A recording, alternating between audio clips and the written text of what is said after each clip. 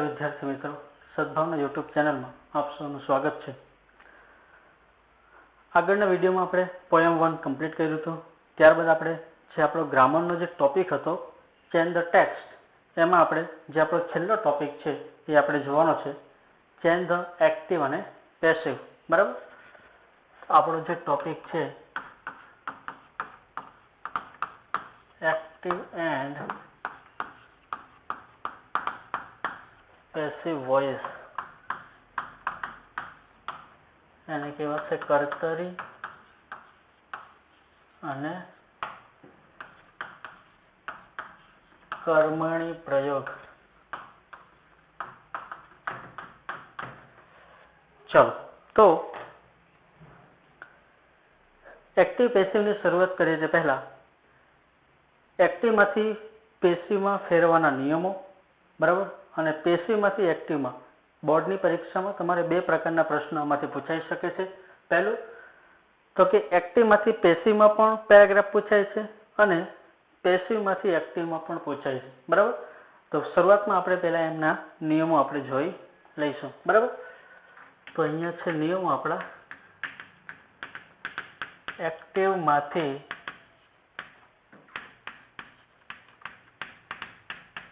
પેસિવમાં ફેરવવાના નિયમો। બરાબર, 7 નિયમો છે, આપણે 7 નિયમો પહેલા કમ્પ્લીટ કરવાના છે।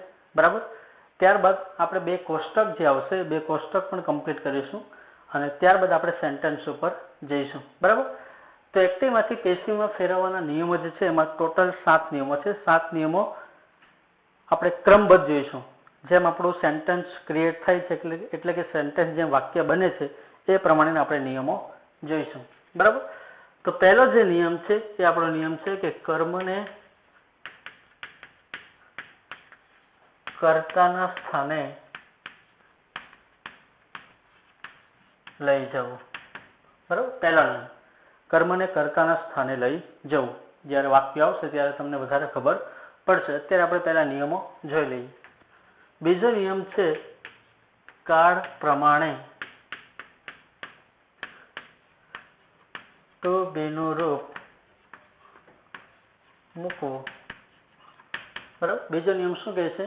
કાળ પ્રમાણે। બરાબર, જે આપણે ટેન્સ અત્યારે આપણે થોડા સમય પહેલા ભણી ગયા છે, એ ટેન્સ એટલે કે કાળ પ્રમાણે આપણે ટુ બીનું રૂપ મૂકવાનું છે બીજા નિયમમાં। થર્ડ જે નિયમ છે ક્રિયા પદનું ભૂત કૃદંતનું રૂપ મૂકવું। બરાબર, ત્રીજા નિયમમાં શું મૂકવાનું છે? આપણે જે આપણો વર્બ છે વર્બ, બરાબર, એમાં મેં તમને આગળ પણ કીધું હતું કે વર્બના 3 ફોર્મ આવી શકે છે। એક તો પહેલું છે મૂળરૂપ એટલે કે V1, બીજું છે પાસ્ટ ફોર્મ એટલે કે ભૂતકાળનું રૂપ, અને ત્રીજું છે પાસ્ટ પાર્ટિસિપલ એટલે કે ભૂતકૃદંતનું રૂપ। બરાબર, એ ભૂતકૃદંતનું રૂપ આપણે ત્રીજું રૂપ અહીંયા ત્રીજા નંબરે મૂકવાનું છે। નિયમ નંબર 4 કરતા પહેલા બાય શબ્દ લગાવવો। બરાબર, ચોથા નિયમમાં આપણે બાય શબ્દ લગાવવો છે। બરાબર, કયો શબ્દ લગાવવાનો છે? બાય। બરાબર, ચોથા નિયમમાં।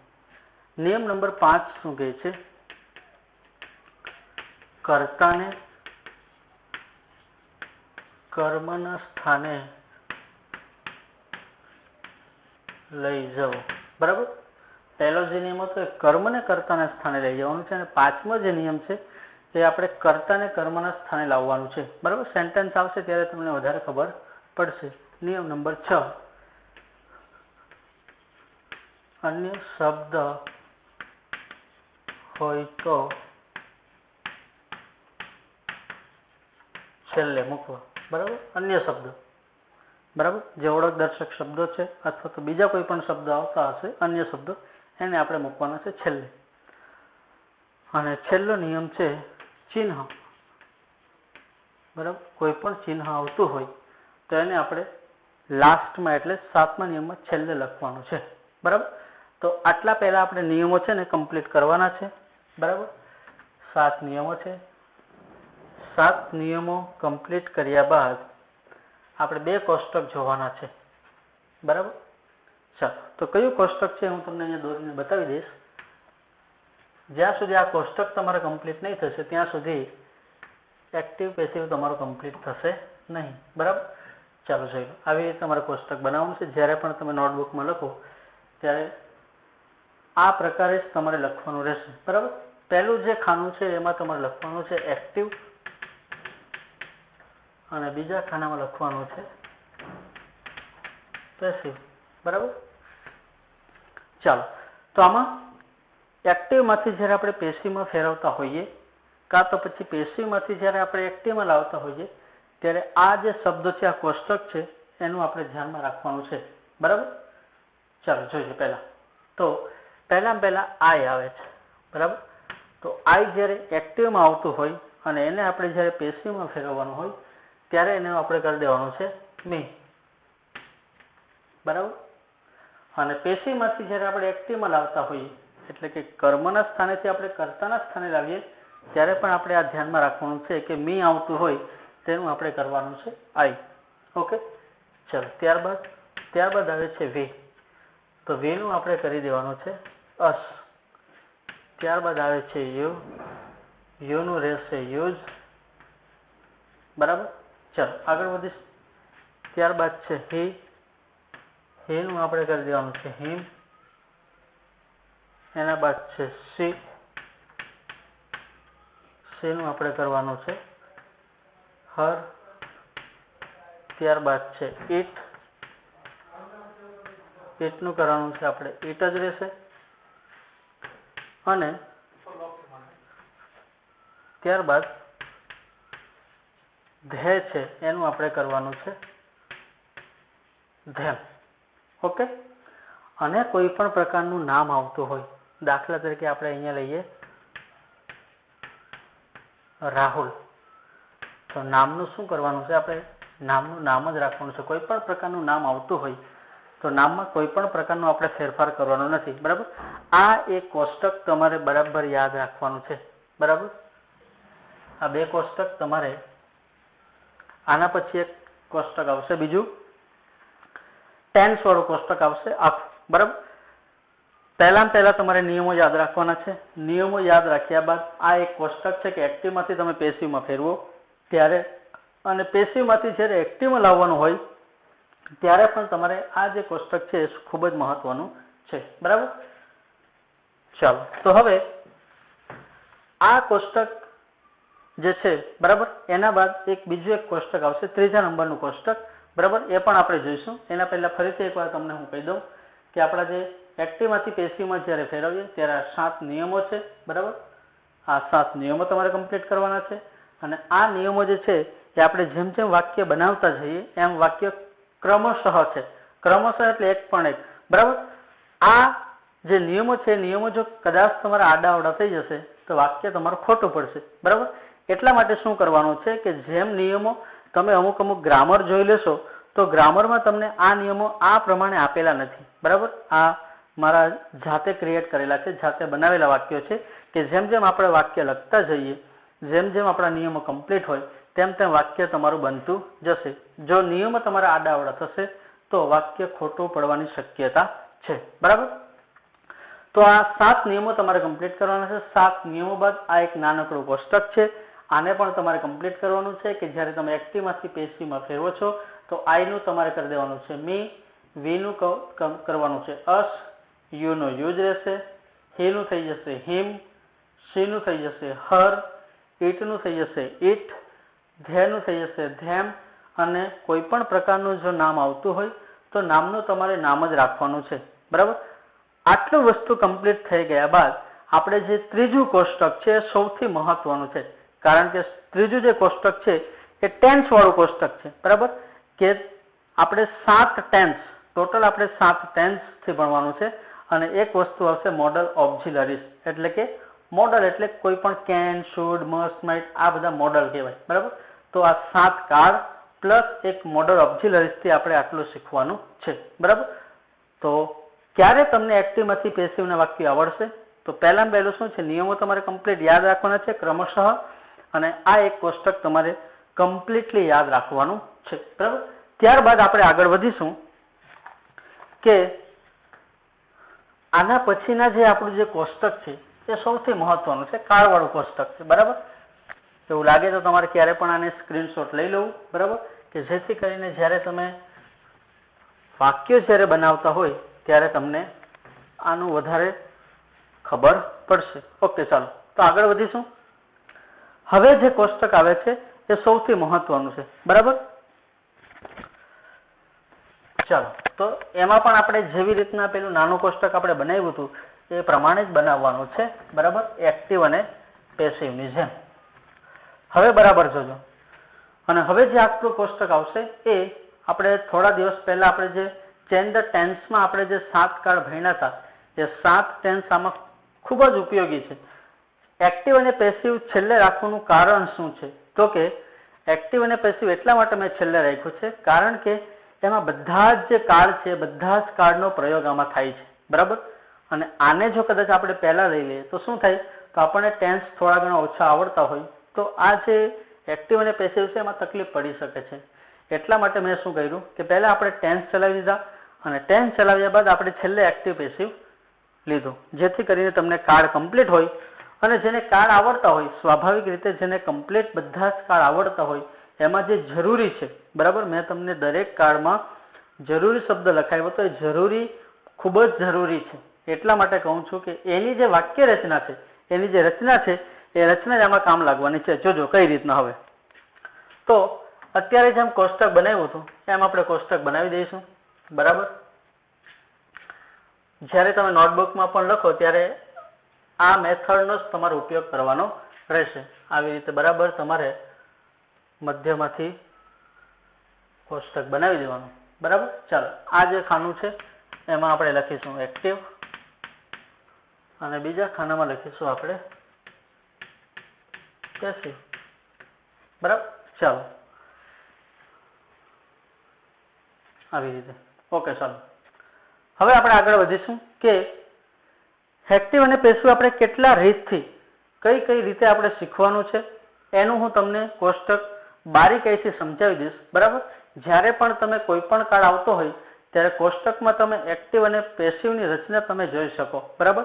જ્યારે સેન્ટેન્સ આવશે એ સેન્ટેન્સ પરથી આપણને ખબર પડી જશે, આ રચના પ્રમાણે આ કોષ્ટક પ્રમાણે તમને ખબર જ પડી જશે કે વાક્ય એક્ટિવનું છે કે પછી પેસિવનું છે. ચાલો તો શરૂઆત કરીશું આપણે પહેલો કાળ, બરાબર. આપણે કાળનું પણ રિવિઝન થઈ જશે અને કાળનું જેવું રિવિઝન આપણું પૂર્ણ થશે એટલે બરાબર એટલે આ એક્ટિવ પેસિવ તમને આવડવા લાગશે. ચાલો પહેલો જે કાળ આપણે શીખ્યા હતા, પહેલા આપણે 3 કાળ શીખ્યા હતા.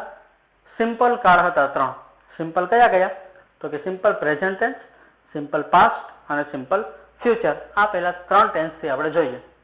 તો મેં તમને જરૂરીમાં શું લખાવ્યું હતું કે જ્યારે ક્રિયાપદને એસ કાં તો ઈએસ લાગતું હોય, બરાબર, સિમ્પલ પ્રેઝન્ટ ટેન્સમાં એસ કાં તો ઈએસ લાગે છે. બીજો નંબર શું હતું તો કે એના પછી હતું મૂળરૂપ. આ બે પ્રક્રિયાઓ સાદા વર્તમાન કાળમાં હતી, બરાબર. કે જો એસકેએસ લાગતું હોય તો એ છે હી, સી અને ઇટ, અને બાકીના જે આપણા કર્તા છે, સબ્જેક્ટ છે, એની પાછળ લાગતું મૂળરૂપ, બરાબર. તો આ બે ક્રિયાપદો, આ જે બે ક્રિયાઓ છે, આ બે જે ક્રિયાઓ છે સાદા વર્તમાન કાળની છે. વિધાન વાક્યોમાં કાં તો ક્રિયાપદને એસકેએસ લાગતું હોય કાં તો પછી મૂળરૂપ લાગતું હોય. આ મેં તમને આગળ પણ જરૂરીમાં લખાવેલું છે, બરાબર. તમને એવું લાગે તો તમારે પછી ચેક કરી લેવાનું.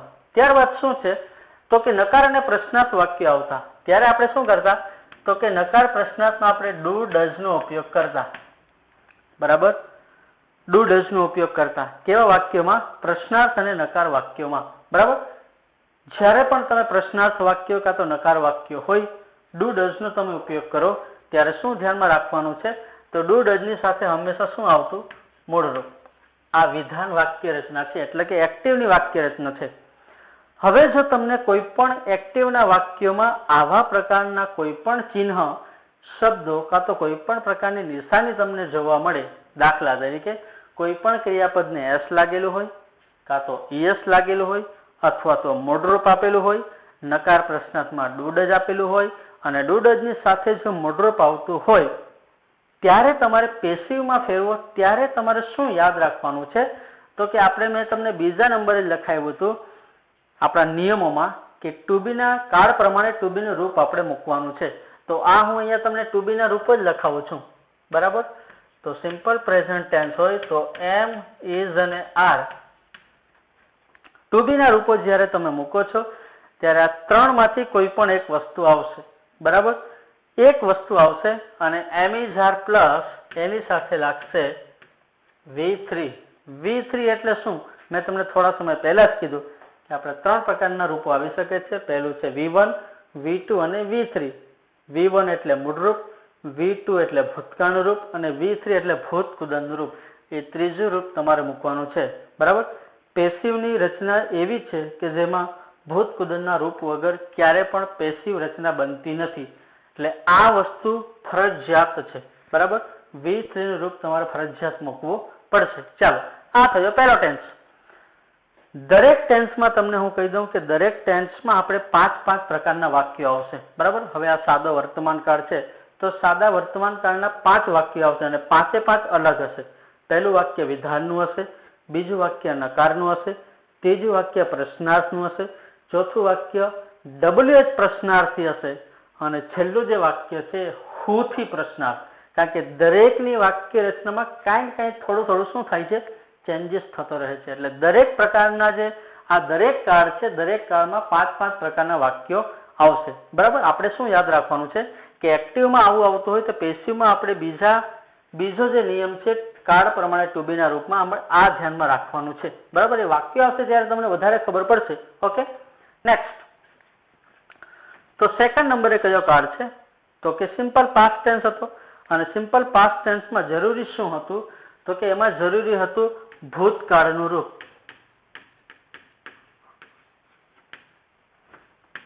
એ પછી કયા પ્રકારનું હોઈ શકે? કાં તો ડી લાગેલું હોય, કાં તો ઈડી લાગેલું હોય, કાં તો પછી ગો નો વેન્ટ એટલે અનિયમિત ક્રિયાપદો પણ આપેલા હોય. બરાબર? એટલે ડી કાં તો ઈડી લાગેલું હોય અને નકાર પ્રશ્નાર્થ આવતું હોય તો ડીડ આવતું હોય અને ડીડની સાથે આવતું હોય મૂળરૂપ. બરાબર? આમાં મેં 2 પ્રકારે લખ્યા છે, ડી કાં તો ઈડી લાગેલું. આપણે મહત્વનું શું છે કે કોઈ પણ પ્રકારનું જો ભૂતકાળનું રૂપ આવતું હોય, ગોનું વેન્ટ થઈ જાય એ અનિયમિત ક્રિયાપદો છે અને ડી અને ઈડી લાગે એ નિયમિત પ્રકારના ક્રિયાપદો છે. બરાબર? તો કોઈ પણ પ્રકારનું જો ભૂતકાળનું રૂપ આવતું હોય તો આપણે પેસિવની રચનામાં ફેરવો ત્યારે શું કરવાનું છે? તો ત્યારે તમારે મૂકવાનું છે વોઝ અથવા તો વેર. આ બેમાંથી એક વસ્તુ લાગશે. એ ડિપેન્ડેબલ કોના ઉપર છે? તો કે સબ્જેક્ટ એટલે કર્તા ઉપર. આપણો જે નવો કર્તા બનશે એના પ્રમાણે આ વોઝ વેર અથવા એમ ઇઝ આર મૂકવાનું છે. અને આમાં પણ શું છે? વોઝ વેર મૂકો તો એની સાથે તમારે મૂકવાનું છે V3 રૂપ. આ V3 નું રૂપ એ દરેકમાં આવશે. બરાબર? પેસિવનું એક મૂળ શું છે? આધાર છે. મેન આધાર શું છે? તો કે V3 નું રૂપ હોય ભૂતકૃતનું રૂપ તો જ પેસિવ રચના બનશે. ઓકે, ચાલો આગળ વધીશું. ત્રીજો જે આપણો કાળ હતો એ સિમ્પલ ફ્યુચર ટેન્સ હતો. એમાં આપણે વિલ અથવા તો સેલનો ઉપયોગ કરતા હતા અને વિલ સેલ આવતું ત્યારે આપણે શું મૂકતા હતા? તો કે મૂળરૂપ. બરાબર? આટલું વસ્તુ આપણને ખબર છે. બરાબર? વિલ અને સેલ બંનેમાંથી કોઈ પણ એકનો ઉપયોગ કરતા. મેં તમને કીધું હતું કે સૌથી વધારે આપણે ઉપયોગ થાય છે વિલનો અને વિલ સાથે મૂળરૂપ આવતું. તો જ્યારે પણ સિમ્પલ ફ્યુચર ટેન્સ આવતો હોય તો એને આપણે જ્યારે પેસિવમાં ફેરવવાનું હોય ત્યારે ટુ બીના રૂપો શું થઈ જતા? તો જો વિલ હોય તો વિલ બી મૂકવાનું અને સેલ હોય તો સેલ બી મૂકવાનું. બરાબર? એની સાથે આપણે બી લગાડવાનું છે. અને V3 નું રૂપ તો આપણું કેવું છે?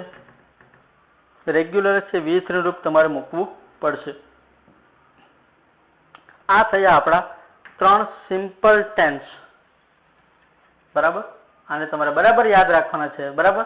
કારણ કે જ્યારે કોઈ પણ તમને સેન્ટેન્સ આપેલું હશે ત્યારે એ સેન્ટેન્સમાં તમને કાળ ઓળખવા માટે કોઈ ને કોઈ એવો એક શબ્દ આપેલો જ હશે. તમને એવું કહેવામાં નહીં આવે કે આ સાદો વર્તમાન કાળ છે, આ સાદો ભૂતકાળ છે, આ સાદો ભવિષ્યકાળ, એવું કંઈ પણ આપવામાં આવશે નહીં. આપણે આ શબ્દ દ્વારા કાળને ઓળખવાનો છે અને જ્યારે પેસિવમાં ફેરવો ત્યારે આ પેસિવની રચના આપણે યાદ રાખવાની છે. ચાલો આગળ વધીશું. એના પછી આપણે 2 કન્ટિન્યુઅસ ટેન્સ હતા તો કે પ્રેઝન્ટ કન્ટિન્યુઅસ ટેન્સ ચાલુ વર્તમાન કાળ, એમાં આવે છે એમ, ઇઝ, આર, આ ત્રણમાંથી એક વસ્તુ આવતું હતું અને ક્રિયાપદને આપણે લગાડતા હતા ING. બરાબર, ચાલુ વર્તમાન કાળ. બરાબર, તમારે એકદમ કન્ફર્મ કરવું હોય તો મેં તમને આગળ કાર્ડ જ્યારે ચલાવ્યા હતા ત્યારે આ જરૂરી મેં તમને લખાયું હતું, એમાં ચેક કરતા રહેવાનું, જેથી કરીને તમને ખબર પડશે કે આ પ્રેઝન્ટ કન્ટિન્યુઅસ ટેન્સ છે. જ્યારે પણ ચાલુ વર્તમાન કાળ આવતો હોય ત્યારે આપણે શું કરવાનું છે, એને જ્યારે તમે પેશીમાં ફેરવો તો એમ ઇઝ આર નું એમ ઇઝ આર જ રાખવાનું છે. પણ એવું નથી કે આગળ જે આપેલું હોય એ જ, આપણા નવા કર્તા પ્રમાણે એમ ઇઝ આર મૂકવાનું છે. એમ ઇઝ આર ની સાથે આપણે બીઇંગ શબ્દ લગાડવાનો છે. બરાબર, ભવિષ્યકાળમાં આપણે જેમ બી લગાડ્યું છે એમ ING વાળામાં આપણે ING વધારાનું લગાડવાનું છે, બીઇંગ, અને એની સાથે લગાડવાનું છે V3 નું રૂપ. બરાબર, ચાલો, તો દરેકમાં કાંઈ કાંઈ ચેન્જીસ થતું રહે છે. એટલા માટે હું તમને આ કાળવાળું કોષ્ટક લખાવું છું કે જેથી કરીને તમને ખબર પડે કે ચાલો આ કાળ છે તો એની પેશિવ રચના શું છે. બરાબર, સાદો ભવિષ્યકાળ છે તો એની પેશિવ રચના શું છે, સાદો ભૂતકાળ છે તો એની પેશિવ રચના શું છે, અને સાદો વર્તમાન કાળ છે તો એની પેશિવ રચના શું છે. તો પેશિવ રચના આપણે મહત્વની છે. બરાબર, તો ચાલુ વર્તમાન કાળમાં ING વાળામાં આપણે મહત્વનું શું છે, બીઇંગ શબ્દ લગાડવાનો છે. બરાબર, ઓકે સર. ત્યારબાદ આવે છે પાસ્ટ કન્ટિન્યુઅસ ટેન્સ, એમાં આવે છે વોઝ અને વેર આવે છે, અને એમાં પણ ક્રિયાપદને શું લાગે છે, ING. આ આપણા બે જે ટેન્સ છે એ બે ટેન્સ કન્ટિન્યુઅસ છે, એટલે કે ચાલુ છે. આ બંને ટેન્સમાં મહત્વનું શું આવે છે, ING લગાડવાનું આવે છે. અને ING ના નિયમો પણ મેં તમને બતાવી દીધા હતા આગળ જ્યારે ટેન્સ ચાલ્યો હતો ત્યારે. તો વોઝ વેર પ્લસ ING આવતું હોય વાક્યમાં, એને તમારે પેશિવમાં ફેરવવાનું હોય તો આપણે શું કરીશું પેશિવની રચનામાં, તો કે વોઝ વેર તો મૂકવાનું જ છે, એની સાથે તમારે અહીંયા જેમ બીઇંગ લગાડ્યું છે એમ તમારે બીઇંગ લગાડવાનું છે અને મૂકવાનું છે V3 નું રૂપ. બરાબર, ચાલો, આ બે કયા ટેન્સ પૂર્ણ થયા, તો કે કન્ટિન્યુઅસ. બરાબર, ચાલો, ત્યારબાદ આપણે જોઈશું છેલ્લા જે બે કાળ છે. છઠ્ઠો જે કાળ હતો આપણો પ્રેઝન્ટ પરફેક્ટ ટેન્સ, એમાં આપણે શું મૂકતા હતા, હેવ અને હેઝ આવતું હતું અને એની સાથે આવતું હતું V3 નું રૂપ. હવે આ બે ટેન્સમાં તમને સરળ શું હશે, તમારા માટે ઇઝી શું છે, તો કે આમાં V3 નું રૂપ આપેલું જ તમને હશે. બરાબર, આ બધા કાળોમાં શું છે, ભૂતકૃદનું રૂપ તમારે કમ્પ્લીટલી યાદ રાખવું પડશે.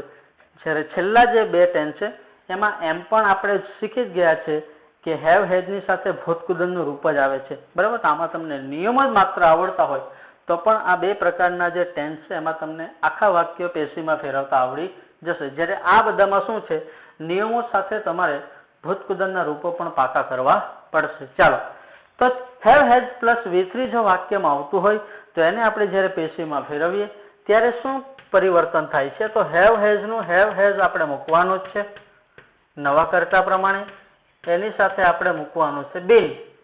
આમાં બી લઈ ગયું, આમાં બીંગ છે, અને આ જે વર્તમાન કાળના જે રૂપો છે, વર્તમાન કાળ જે ટેન્સ છે, પૂર્ણ વર્તમાન કાળ અને પૂર્ણ ભૂતકાળ, એમાં આપણે બીંગ મૂકવાનું છે અને V3 તો આપણે ફરજિયાત મૂકવાનું છે.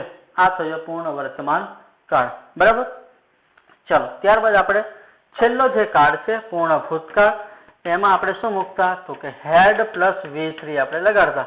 બરાબર, હેવ હેડ નું શું થઈ જાય, હેડ પ્લસ V3 આવતું હોય અને એને તમારે જો કોઈ પેશિવ વાક્યમાં જો ફેરવવાનું થાય તો આપણે શું કરીશું, હેડ નું હેડ જ મૂકવાનું છે, એની સાથે મૂકવાનું છે બીન, અને બીન પછી આપણે V3 નું રૂપ મૂકવાનું છે.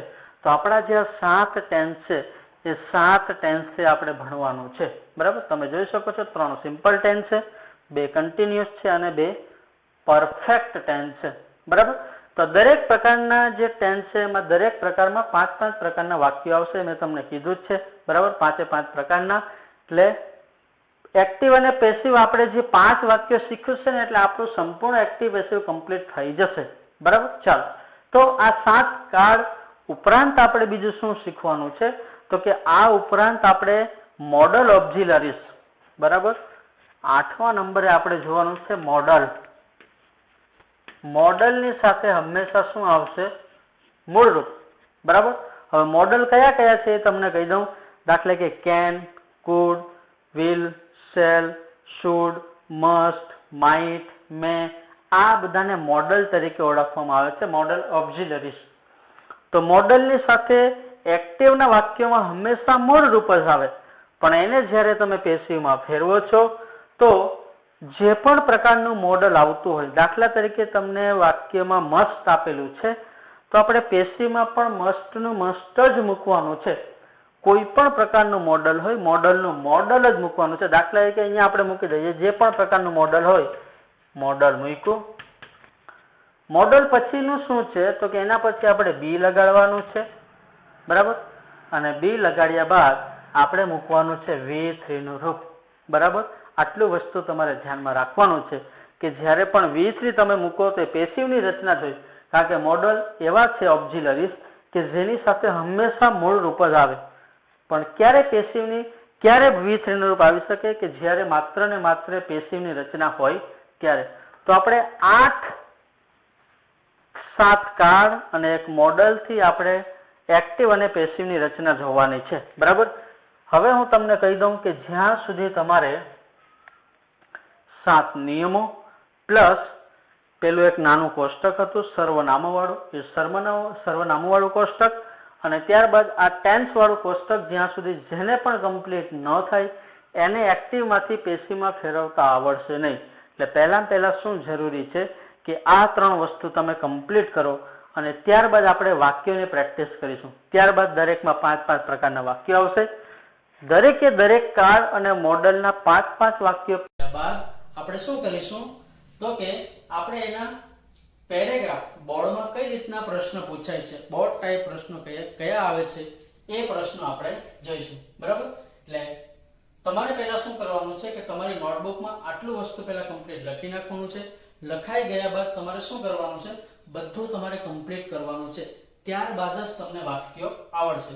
નિયમો પણ જ્યારે તમે કમ્પ્લીટ કરો ત્યારે એક વસ્તુ ધ્યાનમાં રાખવાનું છે કે તમારે ક્રમશઃ આવડતા હોવા જોઈએ, બરાબર. ક્રમશઃ નહીં હશે તો વાક્ય તમારું ખોટું પડશે, બરાબર.